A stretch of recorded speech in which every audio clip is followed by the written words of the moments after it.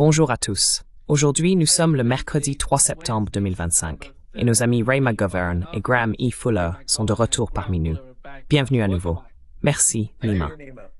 Je vais commencer avec toi, Ray. À mon avis, lors du sommet de l'OCS, l'Inde a été l'élément décisif. Et d'une certaine manière, la façon dont l'Inde se rapproche de l'Est est significative. Nous parlions de la Russie et de la Chine auparavant. Tu as mentionné que personne aux États-Unis n'aurait imaginé que la Russie et la Chine pourraient se rapprocher autant que ce que nous voyons actuellement. Il semble que l'Inde suive le même chemin. Je dirais même que l'Iran suit également cette voie. Quel est ton point de vue sur ce qui s'est passé lors du sommet de l'OCS? Your take on what has happened at the SCO summit? Eh bien, je le vois comme l'incarnation ou la concrétisation symbolique du fait qu'aujourd'hui dans le monde, ce que les soviétiques appelaient autrefois la corrélation mondiale des forces, c'est assez simple. Vous savez, l'abcès de l'équilibre des puissances. Il y avait autrefois deux grandes puissances. Et puis, tout à coup, progressivement, avec Poutine menant ou suivant une politique intelligente, c'était clairement 2 contre 1. La Chine et la Russie contre les États-Unis. Maintenant, grâce à la politique très habile menée par nos génies qui conseillent Trump, c'est 3 contre 1. C'est la Chine, l'Inde qui représente ensemble la moitié de la population mondiale, la dernière fois que j'ai vérifié, contre les États-Unis et contre ces 7 nains représentés par les dirigeants européens présents dans le bureau ovale. Donc, c'est un changement de donne. Je veux dire, le jeu était déjà en train de changer, mais vous soulignez à juste titre que ce n'est qu'avec les droits de douane à 25% que ça s'est vraiment produit.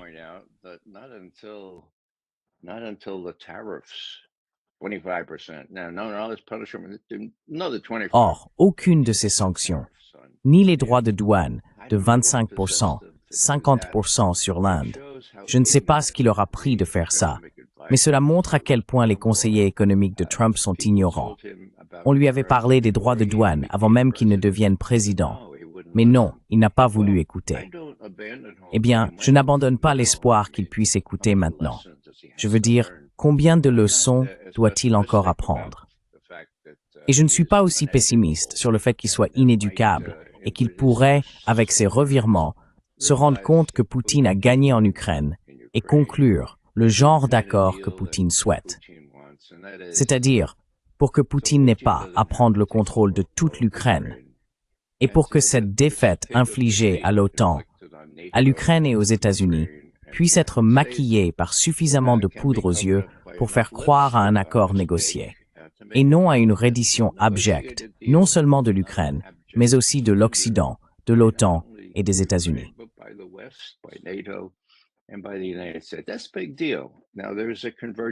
C'est très important.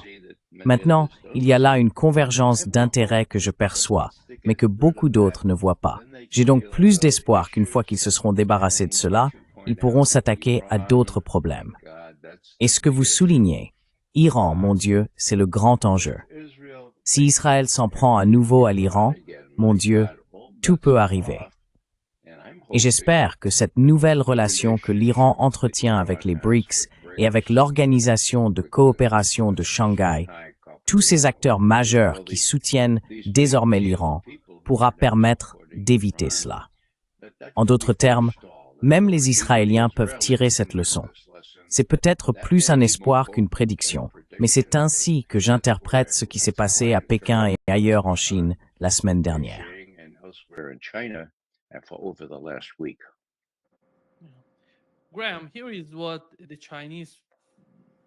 Graham, voici ce qu'a dit le président chinois.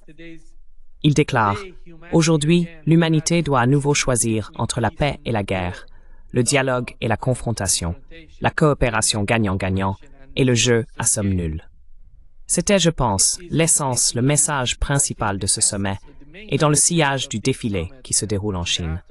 Et voici ce qu'a dit Donald Trump, Graham. And here is what Donald Trump said, Graham.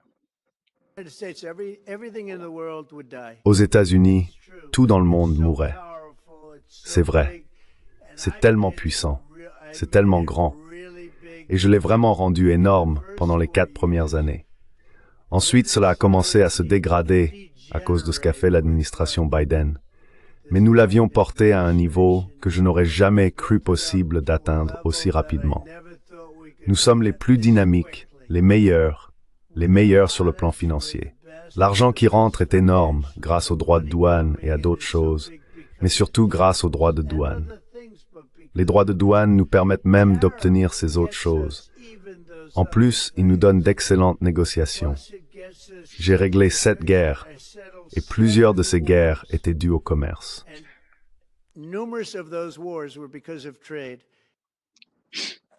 Oui, Your take, Graham. Tu es impressionnant, Graham. Eh bien, je veux dire, je pense que l'OCS et les autres réunions qui y sont liées ont vraiment été en quelque sorte l'aboutissement d'événements qui évoluent dans cette direction depuis un certain temps déjà. Et de nombreux commentateurs, beaucoup d'entre nous, ont évoqué le fait qu'il s'agit d'un tournant, mais cela a vraiment rassemblé tout le drame, la diplomatie, les poignées de main et tout le reste. Oui, je ne pense tout simplement pas que Trump vive dans le monde réel. Je ne pense pas que Washington vive dans le monde réel concernant tous ces événements. Donc l'approche chinoise du gagnant-gagnant, c'est un concept très simple et il est au cœur de la diplomatie. Les deux parties peuvent bénéficier d'une négociation, même s'il existe certaines tensions entre elles.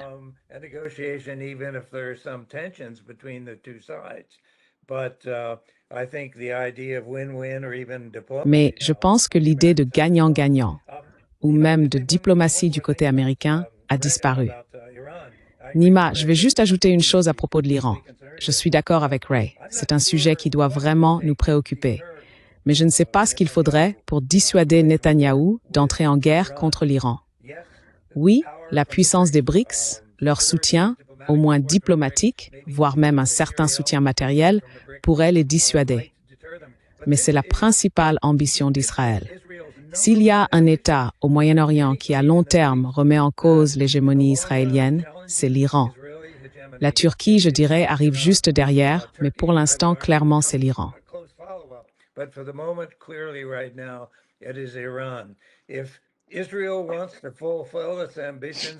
Si Israël veut réaliser ses ambitions expansionnistes, il doit éliminer l'Iran. Et il a parlé assez ouvertement de faire tomber le régime. Nous voyons maintenant une tendance vraiment inquiétante, surtout dans la politique israélienne, mais pas seulement, à décapiter les dirigeants. Si vous n'aimez pas leur politique, tuez-les. Je n'ai rien vu de tel dans la majeure partie de ma carrière politique. Nous entrons donc dans une phase très dangereuse avec l'Iran. Je pense qu'Israël pourrait bien être tenté de faire quelque chose de très dangereux. Et je ne sais pas qui serait en mesure de les arrêter. Je suppose que la Russie et la Chine en discutent avec l'Iran, mais j'ignore ce qu'ils feraient réellement à ce sujet. C'est très dangereux.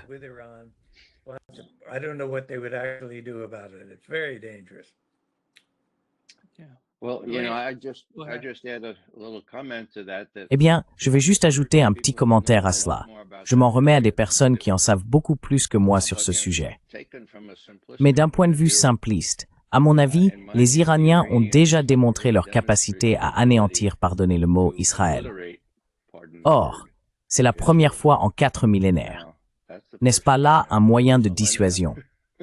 En d'autres termes, je pense que mes collègues spécialistes du Moyen-Orient ont, eh bien, je dois dire qu'ils ont probablement raison. Mais cela me fait réfléchir au fait que ce serait l'option Samson, bon sang. Ce serait lorsque Netanyahou n'aurait plus d'autre choix que de faire s'effondrer tout le temple et de détruire Israël dans le processus.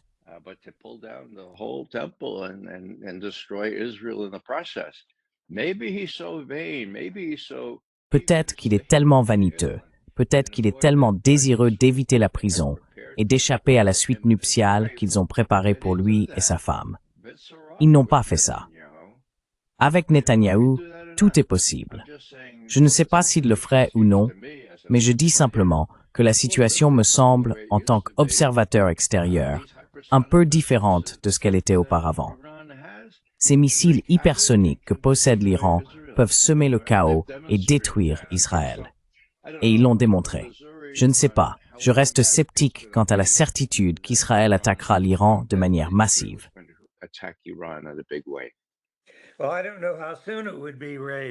Eh bien, je ne sais pas à quel point cela arriverait rapidement, Ray, et je suis tout à fait d'accord avec toi.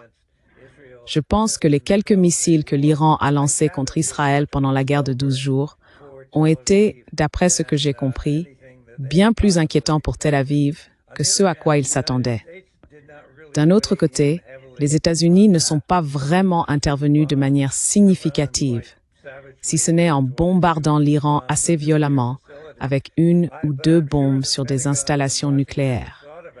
Mais je suis sûr que le Pentagone à Washington a réfléchi à cette question de la défense d'Israël. Et je n'ai aucune idée de ce que les États-Unis sont militairement capables de faire pour protéger Israël contre des missiles hypersoniques entrants. Peut-être pas grand-chose, mais ils n'étaient certainement pas très présents la dernière fois. Je pense que tu parles de l'option Samson. J'ai tendance à penser qu'Israël va jouer le tout pour le tout, à moins que Netanyahou ne soit écarté par des têtes plus sages. Et je ne vois nulle part de têtes plus sages à Tel Aviv.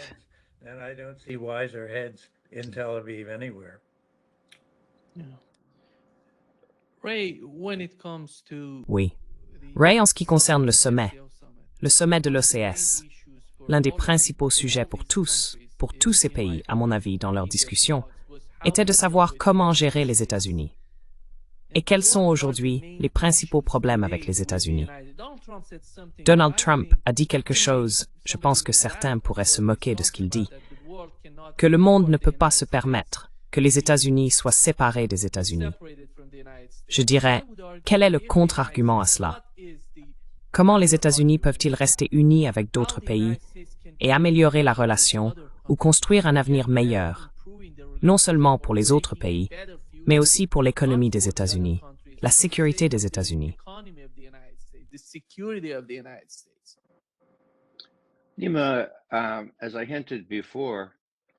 Nima, comme je l'ai déjà laissé entendre, les conseillers économiques de Trump, ils n'y connaissent pas grand-chose. Prenons les droits de douane, par exemple. C'était idiot dès le départ. Et des économistes sérieux l'ont dit sur tous les sites du monde que c'était insensé. Non seulement cela, non seulement ça s'est retourné contre eux à bien des égards, surtout avec l'Inde, mais un tribunal américain a jugé ces droits de douane illégaux. Je veux dire, je n'ai pas d'ordinateur, mais j'imagine même que des experts en informatique auraient du mal à comprendre. Eh bien, qu'en est-il des droits de douane déjà payés? Et qui les a payés? Comment les rembourser? Oh, d'une certaine manière, la décision a été suspendue. Elle a été suspendue jusqu'à ce que la Cour suprême tranche. Je crois qu'il y a une date à la mi-octobre, si ma mémoire est bonne, où la Cour suprême devra se prononcer sur les droits de douane. Maintenant, si la Cour suprême dit non, ils sont illégaux, on les oublie.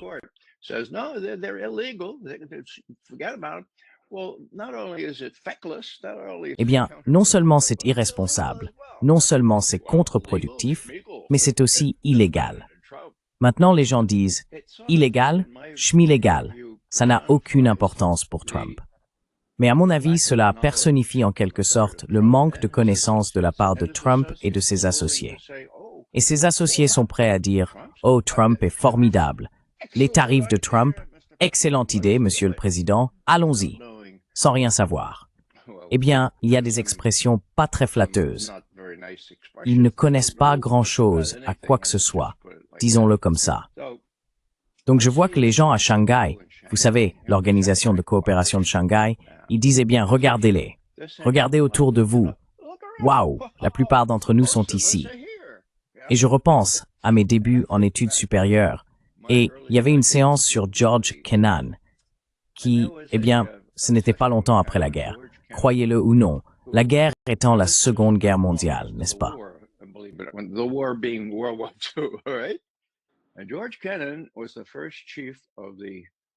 Et George Kennan a été le premier chef du groupe de planification des politiques du département d'État. D'accord? Et c'est lui qui a rédigé la première note. Je l'ai presque apprise par cœur, mais laissez-moi voir si je peux m'en souvenir. Écoutez, voici notre politique. Nous ne représentons que 6,3% de la population mondiale, mais nous contrôlons 50% des ressources mondiales. Allô? Donc, notre politique doit être conçue de manière à maintenir cette influence disproportionnée dans le monde. Nous ne pouvons pas nous laisser distraire par des concepts doux comme les droits de l'homme, la démocratisation ou d'autres choses de ce genre. Nous devons comprendre que pour défendre cet avantage que nous avons, il faudra en venir à l'exercice de la force. Point final.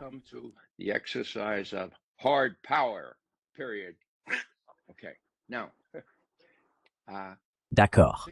Maintenant, 6,3% de la population mondiale. Enfin, Jeffrey Sachs dit que les États-Unis ne représentent plus que 4% de la population mondiale. Et est-ce que les États-Unis dominent 50% des ressources mondiales? Je ne le pense pas. Et regardez ces gens en Chine maintenant. La plupart des gens disent qu'ils représentent presque la moitié, juste ces gens-là, presque la moitié de la population mondiale. Donc la situation a changé. Et qu'avons-nous? Nous avons des gens qui pensent encore que George Kennan avait raison, qu'il a toujours raison, et que nous ne pouvons pas nous laisser distraire par des considérations secondaires comme les droits de l'homme. Bon sang, ces gens à Gaza, non seulement ils ne nous ressemblent pas, mais Israël s'occupera d'eux.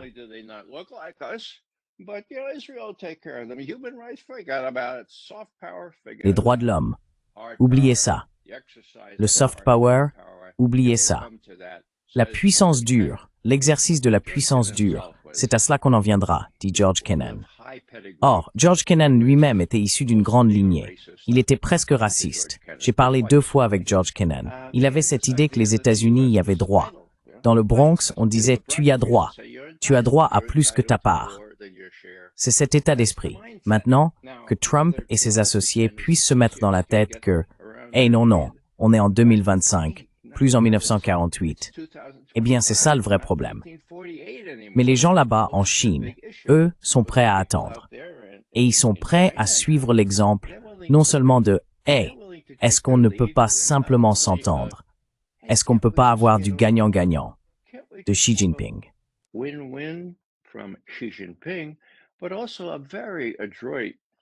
Mais aussi un dirigeant de la Russie très habile, très prudent et très circonspect. Ils ont trouvé une bonne dynamique ici. N'allons pas provoquer les États-Unis. Essayons simplement de leur montrer qu'ils ne sont plus aux commandes.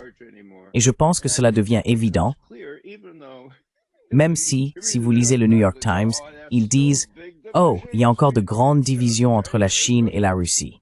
Permettez-moi d'ajouter une chose de plus. Je suis désolé de monopoliser la parole.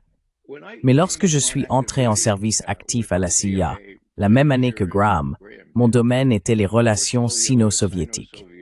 C'était un énorme avantage pour moi, parce que cela suscitait un grand intérêt. Ils étaient à couteau tiré, à la gorge l'un de l'autre. Ils se tiraient dessus à travers les frontières fluviales, les rivières Amour et Ussuri.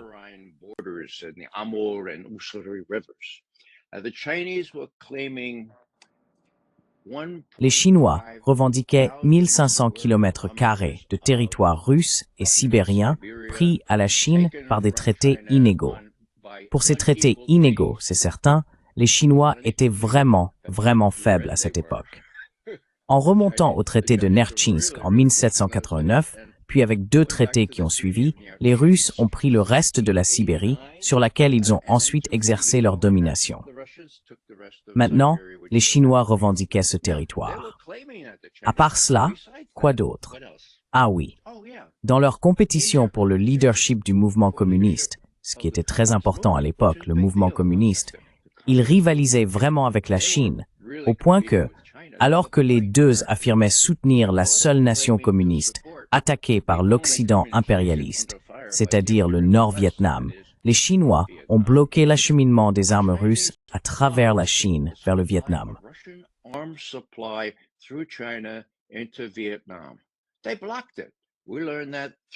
Ils l'ont bloqué. Nous l'avons appris par des moyens particuliers. Mais maintenant, c'est sorti. Il est clair que les Nord-Vietnamiens ne voulaient pas faire grand bruit à ce sujet, parce que c'était une sorte de scandale, ces frères socialistes qui se battaient entre eux.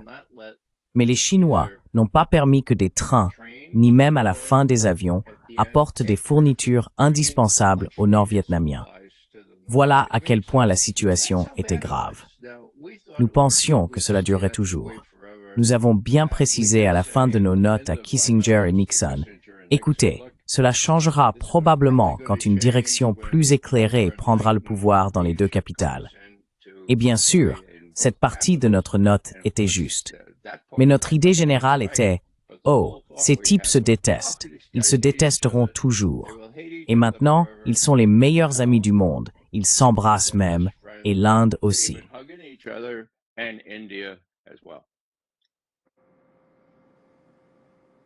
Je pense, Graham, que la même question s'adresse à vous.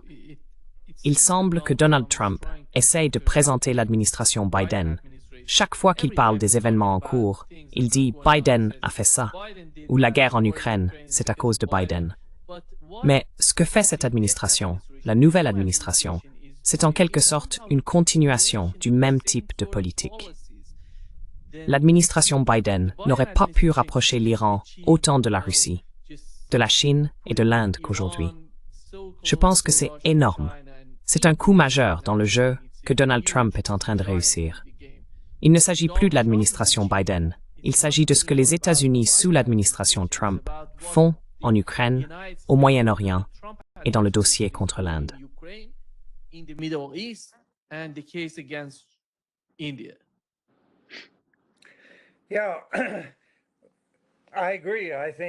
Oui, je suis d'accord. Je pense que j'avais quelques espoirs que Trump, du moins dans certains domaines de la politique étrangère, puisse apporter des idées positives. Au début, il semblait qu'avec ses premiers échanges avec Poutine, les choses pourraient aller dans ce sens. Mais il ne semble pas avoir de vision claire de là où il veut aller. Et en conséquence, je ne vois rien pour l'instant à l'horizon. Aucune idée positive à ce sujet. Mais les États-Unis, depuis longtemps, espèrent désespérément pouvoir diviser des pays qui pourraient s'unir dans une certaine mesure d'opposition contre eux. Ray a parlé en détail de la rupture initiale entre l'Union soviétique et la Chine.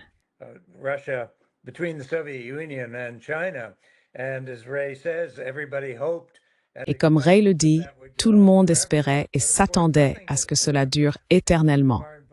Mais bien sûr, rien n'est éternel. Et les pays étrangers ont leur propre pouvoir d'agir. Ils ont des choix. À un moment donné, ils peuvent décider que le maintien de certaines politiques n'est plus avantageux. Les États-Unis espéraient également utiliser l'Inde contre la Russie, mais cela n'a pas vraiment fonctionné. Bien que je pense que nous ayons vraiment raté le coche avec l'Inde, car l'Inde, à ma connaissance, est maintenant heureuse de travailler avec la Russie, de travailler avec la Chine. C'est très positif. Mais l'Inde a aussi toujours essayé de maintenir une sorte de prétendre avoir une sorte d'équilibre entre l'Est et l'Ouest.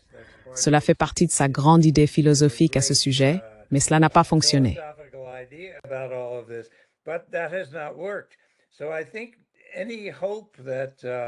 Donc je pense que tout espoir que les États-Unis puissent, d'une manière ou d'une autre, grâce à nos mauvaises politiques, diviser ces pays à notre avantage, n'est tout simplement pas réaliste. Maintenant, écoutez, je ne veux pas dire que l'OCS et les BRICS forment un mariage totalement idyllique. Il y a évidemment des frictions entre tous les types d'États impliqués dans l'OCS, y compris même la Russie, la Chine et l'Inde.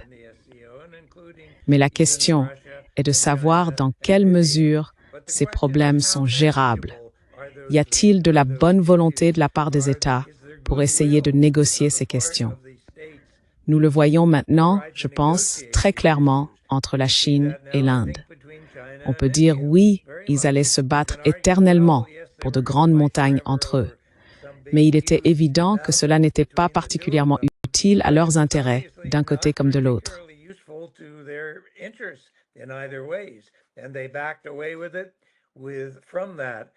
Ils se sont rétractés à ce sujet avec une aide considérable des États-Unis. Donc je pense que toute l'idée de savoir qui nous pouvons diviser ou affaiblir n'est tout simplement pas une politique viable à long terme. Maintenant, je dirais que vis-à-vis de la politique américaine envers la Russie et la Chine, nos politiques ont été avant tout d'affaiblir la Russie, d'affaiblir la Chine. Et je ne pense tout simplement pas que ce soit une politique très constructive à notre époque. Il faut faire plus que simplement affaiblir d'autres États, et encore moins, tuer les dirigeants d'autres États. J'espère donc que ces vieilles idées vont maintenant disparaître face aux nouvelles réalités. Mais je ne sais pas si Washington est capable d'accepter, de reconnaître ou de prendre en compte ces nouvelles réalités.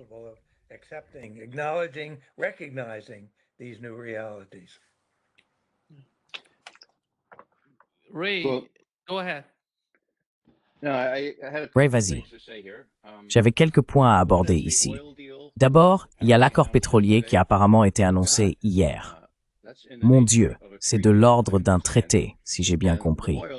Et le pétrole qui allait autrefois vers l'ouest pour alimenter les économies européennes est maintenant redirigé, et l'oléoduc, presque terminé, va aller en Chine. Un deuxième oléoduc, le deuxième oléoduc transsibérien ou quelque chose comme ça, mon Dieu. En d'autres termes, les Européens se sont, comment dire, tiré une balle dans le pied. Je veux dire, qui a démoli Nord Stream 1 et 2? On dirait presque qu'on ne pourrait pas écrire une telle histoire et la vendre comme un roman de fiction. Voilà où on en est. Maintenant, j'ai plus d'espoir que la plupart des gens. Je pense que notre armée, aussi servile qu'elle ait été, devra dire à Trump, « Écoutez, Monsieur Trump, nous sommes désolés de vous l'apprendre, mais oui, nous avons une force de dissuasion. »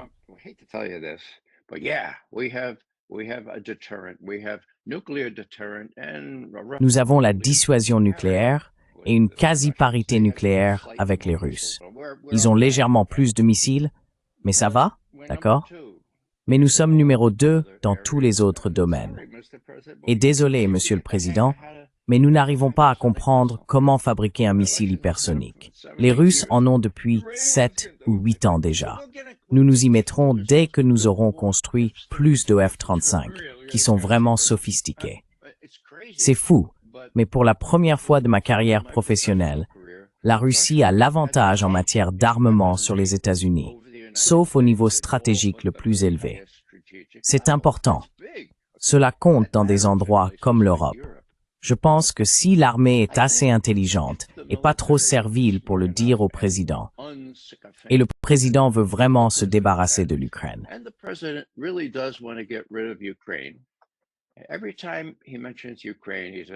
Chaque fois qu'il mentionne l'Ukraine, il dit « c'est pas ma guerre, c'est la guerre de Biden et je veux arrêter les tueries ». D'accord?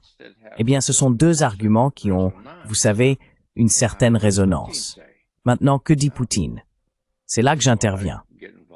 Eh bien, Poutine a dit il y a 10 jours, « Écoutez, nous pensons que Trump est sincère. Nous pensons qu'il veut vraiment conclure un accord. Et je vois la lumière au bout du tunnel. Je peux vous le dire en russe, mais peu importe. C'est exactement « je vois la lumière au bout du tunnel ». Or, Poutine est là depuis assez longtemps pour connaître tous les sarcasmes que cette expression a suscité pendant la guerre du Vietnam. Et il sait, vous savez, ce qu'est un tunnel. Il sait aussi qu'on parle d'un tunnel sous le détroit de Bering. Bon sang. Donc il dit, je vois la lumière au bout du tunnel. Qu'est-ce que cela me dit?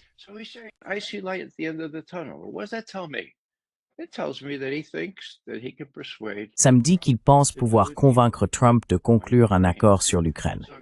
Donc Trump va en Alaska et Poutine aussi. Et Trump dit, écoutez, une dernière chance.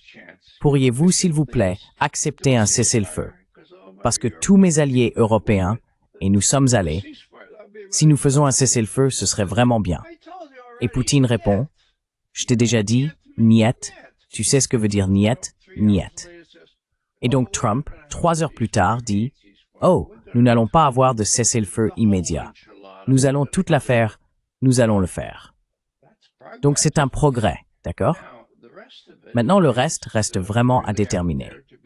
Trump dit, vous savez, j'aimerais vraiment que Poutine et Zelensky se rencontrent. A-t-il dit nous avons décidé ou que Poutine est d'accord?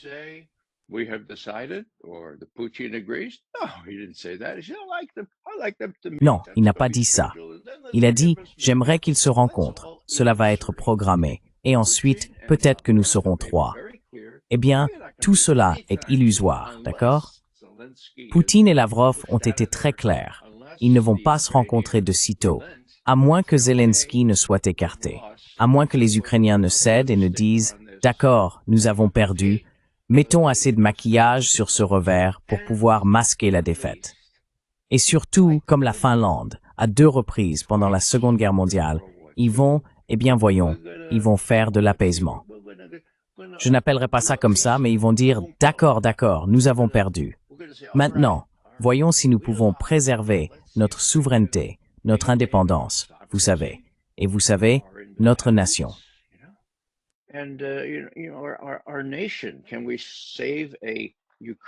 Pouvons-nous sauver l'Ukraine pour qu'elle soit viable? Maintenant, si vous me demandez, je dirais que Poutine dirait « C'est ce que nous voulons.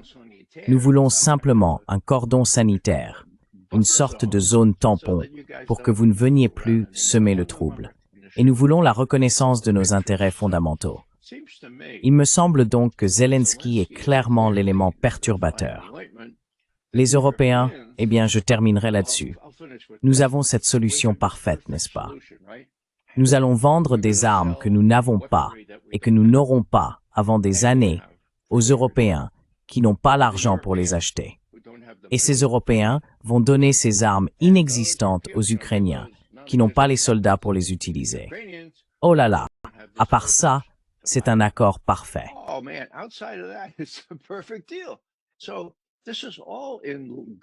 Tout cela relève du pays imaginaire. Mais si vous avez Witkoff, pas Rubio, Witkoff, comme je l'ai dit, 10 fois plus intelligent que Rubio, ce qui n'est pas un grand compliment. Si vous avez Witkoff et Trump qui disent « Bon, soyons réalistes, trouvons un accord. » Même si Poutine refuse de rencontrer Zelensky, c'est Zelensky qui pose problème. Ces types en Europe vont vite se rendre compte qu'ils n'ont aucun pouvoir ici. C'est nous et les Russes qui avons le pouvoir. Nous ferons ce qu'il faut avec Zelensky. Ce que j'essaie de dire, c'est que je vois plus d'espoir dans leur capacité à s'entendre pour résoudre la question ukrainienne. Pas cette semaine ni la semaine prochaine, mais dans quelques mois, quand il deviendra évident que les Russes ont conquis toute l'Ukraine à l'est du Dniepr.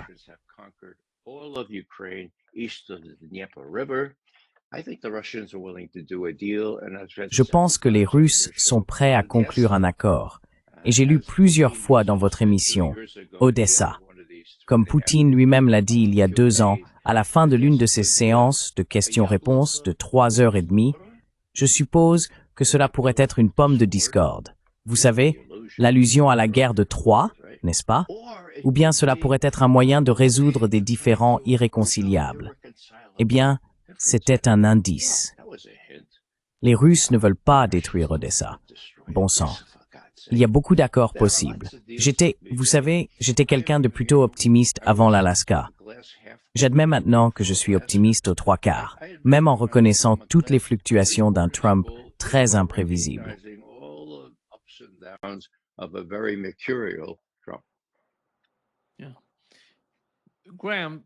Oui, Graham, penses-tu que lorsque tu regardes les médias traditionnels en Occident et que tu compares cela à la réalité de ce qui se passe à l'Est, pourquoi est-ce ainsi?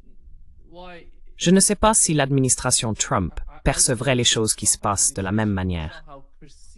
Penses-tu que l'administration Trump est sur la même longueur d'onde que les médias traditionnels concernant ce qui se passe à l'Est, ou vont-ils avoir une vision différente de la situation?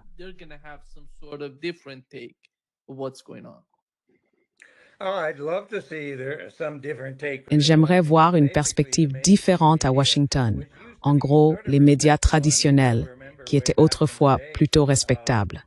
Je veux dire, je me souviens qu'il y a longtemps, nous lisions tous le New York Times avec une grande confiance, et c'était toutes les informations importantes, etc., etc.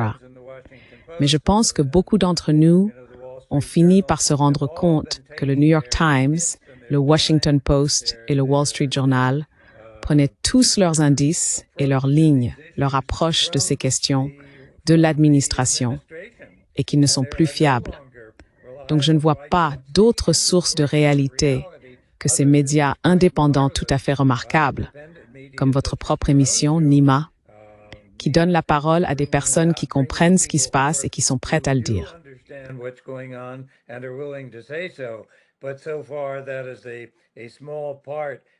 Mais jusqu'à présent, cela ne représente qu'une petite partie du paysage médiatique plus vaste. Et malheureusement, le message américain, les médias américains, ont totalement pris le dessus sur l'ensemble des médias européens. Il n'existe pas de journal sérieux aujourd'hui. The Economist était autrefois excellent, mais The Economist s'est désormais rallié à la ligne anti-Poutine. Donc, je ne sais tout simplement pas où nous verrons une force capable de changer ou de choquer Washington au point de lui faire reconnaître le nouveau monde. J'ai souvent dit ces dernières années que je craignais tristement qu'il faille presque une gifle terrible pour Washington, un véritable désastre, une catastrophe, qui pourrait enfin réveiller Washington.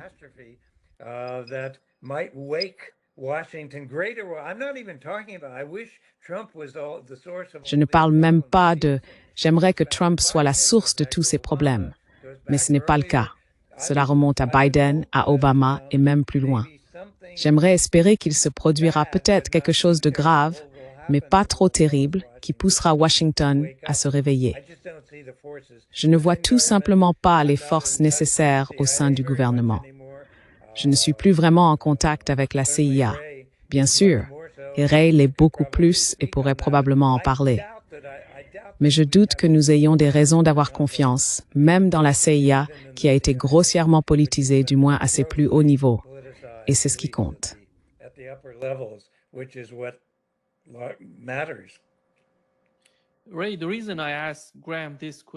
Ray, la raison pour laquelle j'ai posé cette question à Graham, c'est que la semaine dernière, nous avons eu un article dans Politico.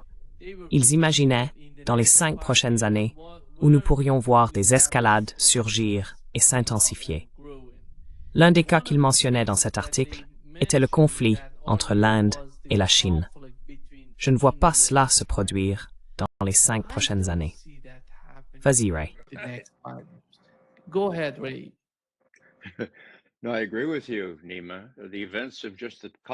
Non, je suis d'accord avec toi, Nima.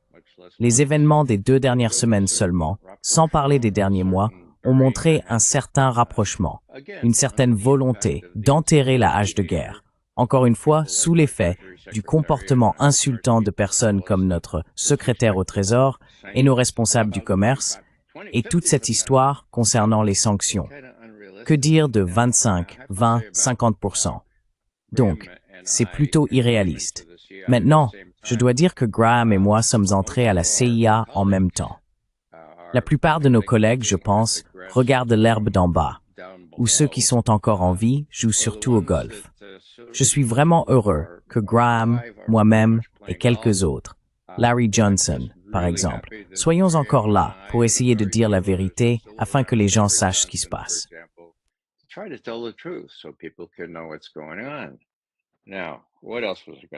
Alors, qu'est-ce que je voulais dire d'autre? Ah oui, The Economist. Cette semaine, The Economist publie un article vraiment remarquable sur la Finlande. Ah, la Finlande. Oui, la Finlande, à 2 reprises pendant la Seconde Guerre mondiale, a fait des concessions aux Russes, et je ne crois pas l'avoir déjà dit, mais elle a survécu en tant qu'État souverain, un État indépendant, et a prospéré comme peu d'autres pays d'Europe occidentale, parce qu'ils connaissaient l'équilibre des pouvoirs, ils savaient qu'ils avaient perdu. Et les 2 fois, ils ont été soutenus par leurs voisins, la Suède, et même le Royaume-Uni, et les Américains ont dit « Oui, oui, d'accord, allez, reconnaissez la réalité ». Et c'était acceptable. Et en conséquence, les gens ne se souviennent pas de Kekkonen. Mais Kekkonen était pratiquement un allié plus proche des dirigeants soviétiques que certains de leurs homologues d'Europe de l'Est.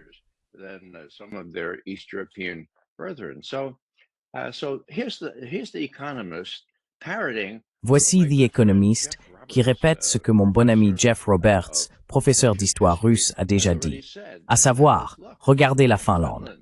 C'est un très bon exemple. Il y a des différences, mais c'est vraiment un bon modèle pour résoudre le problème ukrainien. Mais il faut reconnaître que vous avez perdu. Et je vais simplement revenir en arrière et redire une fois de plus qu'Obama lui-même, il y a 10 ans, a dit que la pire chose que nous puissions faire pour les Ukrainiens serait de leur donner l'idée qu'ils pourraient l'emporter contre la Russie, un pays bien plus puissant juste à leurs frontières. Et une autre chose que j'ai notée ici.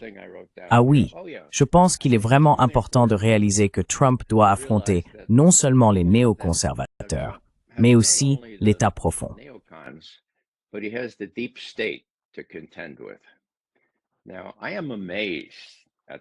Je suis stupéfait qu'il ait autorisé Tulsi Gabbard à dire des choses comme James Comey et John Brennan. James Comey, ancien chef du FBI, Brennan, chef de la CIA, devrait être en prison. Maintenant, que ce soit une chose intelligente à dire ou non, je n'en sais rien. Je ne suis pas l'expert politique, mais là, c'est un véritable défi lancé. D'accord?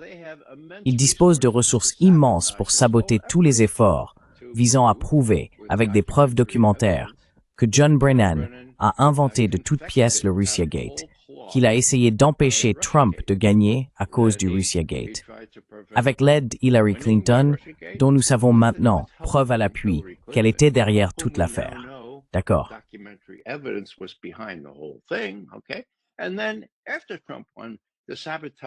Et puis, après la victoire de Trump, pour le saboter, et comme je le disais et je le dis toujours, l'empêcher de faire quoi que ce soit de constructif envers la Russie. Le défi a été lancé, mais le grain de sable, dans ce cas, ce n'est pas Zelensky, c'est les médias. Il y a exactement 5 semaines, Tulsi Gabbard a révélé qu'ils avaient un lanceur d'alerte, une femme, apparemment, dont le nom n'a pas été divulgué pour des raisons évidentes, qui est directrice adjointe du renseignement national. Graham peut vous dire à quel point ce poste est élevé. C'est presque comme Dieu. Dieu, c'est le directeur du renseignement national.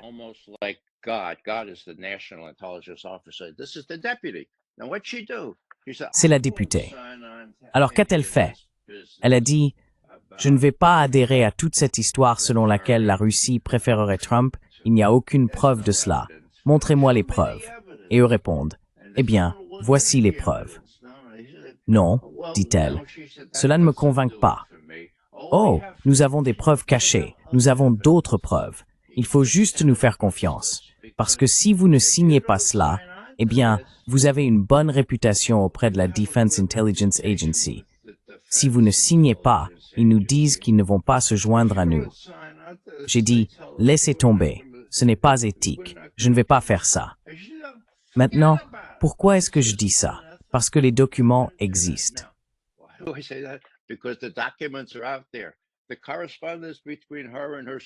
La correspondance entre elle et son supérieur lui a dit « Eh bien, tu dois faire ça pour l'équipe. » Et elle répond « Laisse tomber, c'est ma profession. » D'accord. Alors que se passe-t-il? Avez-vous vu quelque chose à ce sujet dans la presse? Les médias dissimulent les preuves documentaires qui réfutent toutes les histoires pour lesquelles ils ont remporté 2 ou 3 prix Pulitzer, bon sang, au cours des 8 dernières années. Donc, pour moi, le point essentiel est le suivant. Trump s'est attaqué à l'État profond, d'accord? L'État profond a de nombreux moyens de saboter, non seulement ce qu'il veut leur faire, coupables, comme pas deux, avec des preuves documentaires, mais ils sont aussi capables de saboter ce qu'il veut faire en Ukraine.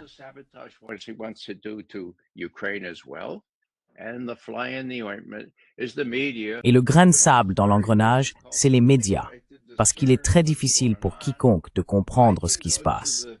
Je peux aller sur le site du directeur du renseignement national et lire toutes ces informations. Je ne peux pas aller sur le New York Times, le Washington Post, le Wall Street Journal ou tout autre média grand public, parce que ce n'est pas là. Alors, qui est ce haut responsable adjoint du renseignement national? Je ne sais pas, mais certainement, les personnes chez qui elle frappait à la porte, comme la commission du renseignement du Sénat, connaissent le nom de cette personne. Et ils savent que tout cela est vrai.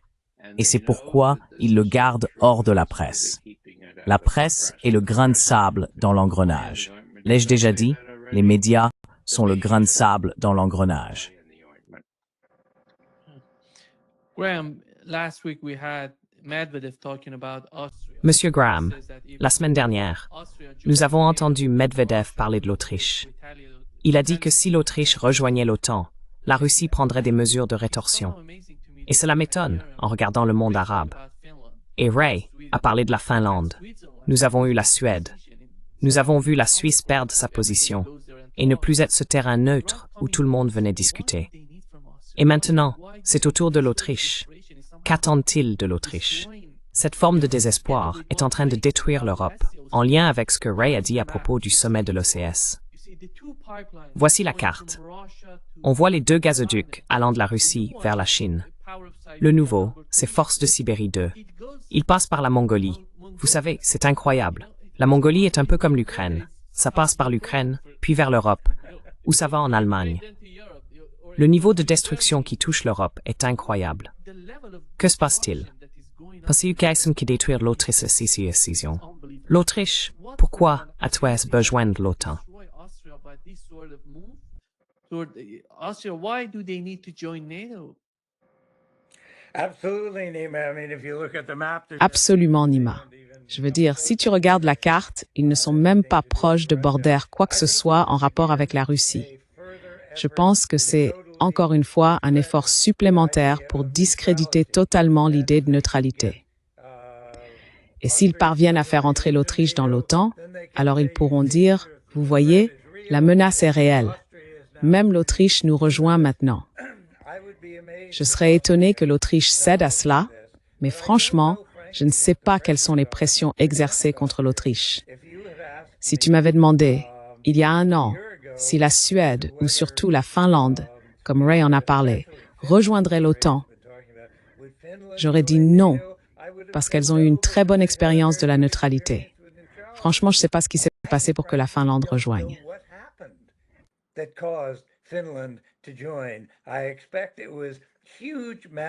Je pense qu'il y a eu d'énormes pressions, une pression massive des États-Unis ou de l'OTAN, ou économique, Dieu sait quoi, mais c'était certainement contraire aux intérêts de la Finlande. Et ils essayent peut-être maintenant d'entraîner l'Autriche là-dedans. Je serais choqué si cela arrivait, mais j'ai bien peur de ne pas comprendre entièrement les forces qui sont à l'œuvre pour forcer ces pays à y entrer. Même la Suède, qui a été en quelque sorte neutre à bien des égards pendant de nombreuses années, la Suède a été entraînée là-dedans. Et des amis à moi qui vivent en Suède me disent que les Suédois trouvent cela plutôt étrange. Ils ne savent pas pourquoi. Donc il y a toutes sortes de manœuvres en coulisses.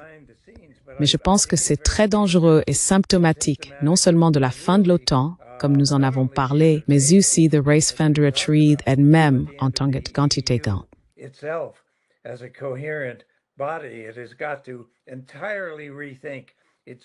Elle doit complètement repenser sa vision stratégique du monde. Et cette vision ne peut pas passer par le prisme de l'OTAN et de Washington.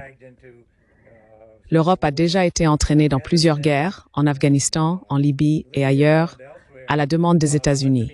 Et bien sûr, l'Ukraine elle-même. On pourrait donc penser qu'ils en tireraient des leçons, mais je ne crois pas que ce soit le cas. Ils sont trop attachés à leur propre position de pouvoir, ceux qui sont au pouvoir. Je comprends qu'ils traversent actuellement une période politique difficile, mais pour ma part, ils ne partiront jamais assez tôt, ce qui pourrait peut-être amorcer un changement dans les politiques européennes, menées par une opinion publique qui n'est pas satisfaite de l'évolution des événements.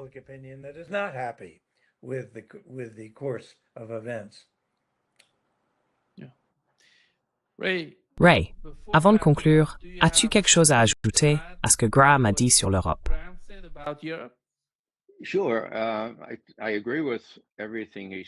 Bien sûr, je suis d'accord avec tout ce qu'il a dit. Je repense à cette déclaration remarquable que Jens Stoltenberg, l'ancien Premier ministre de Norvège, a faite devant le Parlement européen il y a presque exactement 2 ans. Il expliquait comment l'OTAN s'était élargie, précisément, vous savez, vers l'Est, alors que les États-Unis avaient promis qu'elle ne le ferait pas. Et il a dit, écoutez, en ce qui concerne l'Ukraine, les Russes sont venus nous voir et ont dit, écoutez, nous avons des intérêts fondamentaux en Ukraine. Nous voulons que vous signiez cette promesse de ne pas laisser l'Ukraine entrer dans l'OTAN. Et nous avons répondu, ah, non. Alors les Russes ont dit, si vous persistez, nous serons obligés d'envahir. Nous avons dit non. Et donc ils ont envahi pour empêcher l'expansion de l'OTAN. Et qu'est-il arrivé?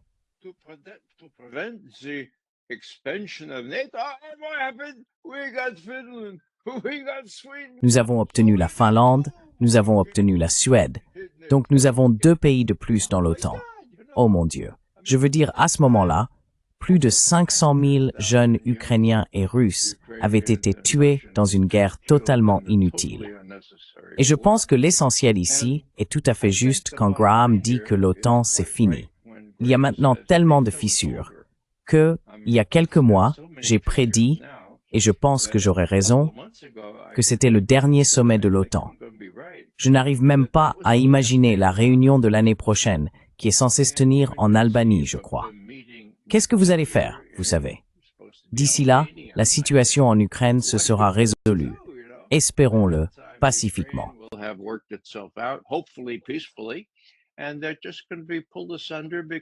Et ils vont simplement être déchirés parce qu'on va montrer qu'ils ont été des imbéciles, des idiots, en pensant qu'ils devaient encourager l'Ukraine à combattre la Russie jusqu'à la mort, à infliger une défaite stratégique à la Russie. Vous vous rendez compte? Le général Austin, notre secrétaire à la Défense, a vendu la mèche il y a 3 ans. C'était l'objectif. Nous allons utiliser l'Ukraine pour infliger une défaite stratégique à la Russie. Et vous savez, nous mènerons ce combat jusqu'au dernier Ukrainien. Je cite maintenant Lindsey Graham, non, Graham Fuller. Mettez Lindsey Graham à la place, si vous voulez. Donc ça a été tellement cynique. Et voici le chef de l'OTAN qui admet tout cela.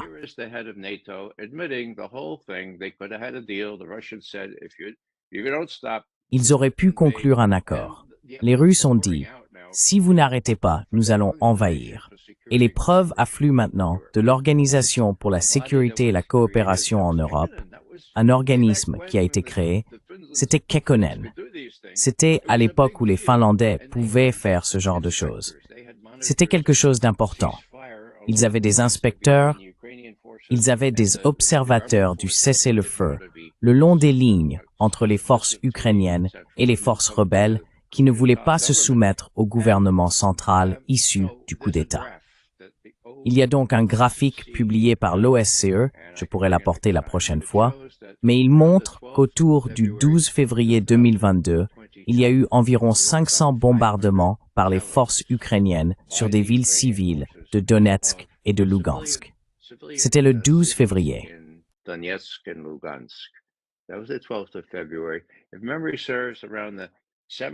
Si ma mémoire est bonne, vers le 17 ou 18 février, ce chiffre avait augmenté de façon exponentielle pour atteindre environ 12 000 attaques de ce type, d'accord?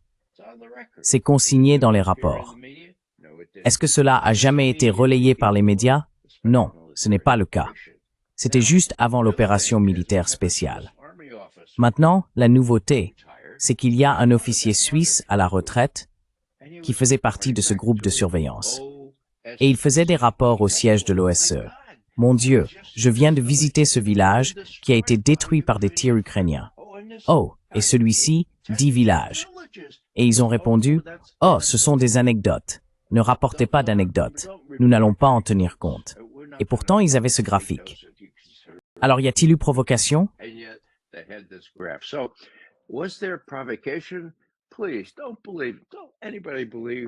S'il vous plaît, ne croyez pas et ne laissez personne croire que l'invasion russe de l'Ukraine était non provoquée, qu'elle était à grande échelle, ou même qu'elle était illégale. Parce que, comme Richard Falk, l'homme qui a littéralement écrit le livre sur le droit international, me l'a dit, ainsi qu'à d'autres, il s'agit d'un point de droit non tranché. On peut trouver toutes sortes de juristes pour formuler toutes sortes d'avis à ce sujet. Mais étant donné la provocation, dit Falk, étant donné qu'il était si évident qu'il y a eu provocation, il penche pour l'idée que c'était légal en vertu de cette disposition spéciale de l'ONU. Désolé d'avoir parlé aussi longtemps. J'apprécie ce sujet, et en particulier les aspects sino-soviétiques, car il est rare de vivre assez longtemps pour voir 2 grandes nations s'opposer, puis 2 grandes nations dans une étreinte fraternelle, changeant ainsi tout l'équilibre des forces dans le monde.